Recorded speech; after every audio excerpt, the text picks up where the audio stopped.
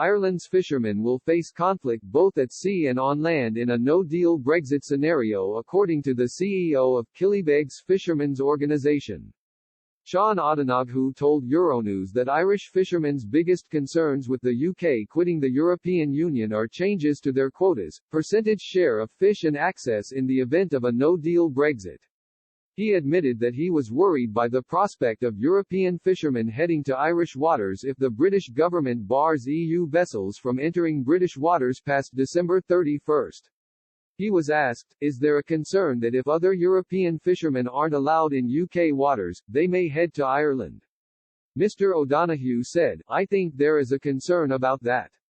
Our biggest concern is the access, the quota shares, the percentage shares we have.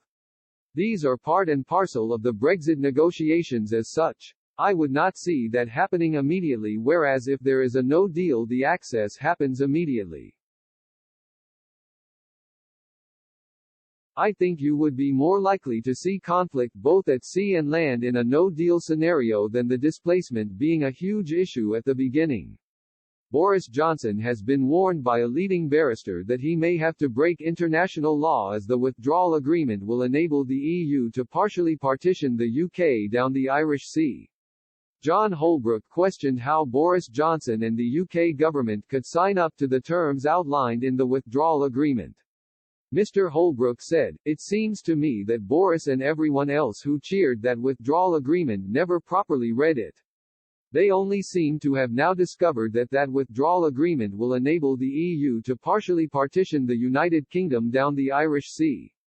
I mean, what sensible government could possibly sign the country up to that?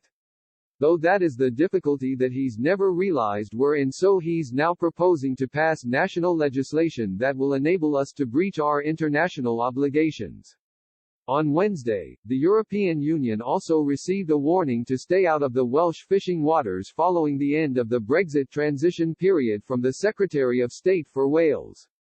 Simon Hart told the House of Commons that the people of Wales have made it clear they are not willing to accept EU fishermen having access to their waters. Mr. Hart said, the fishing industry made its views absolutely clear back in 2016, as did 55% of the Welsh nation.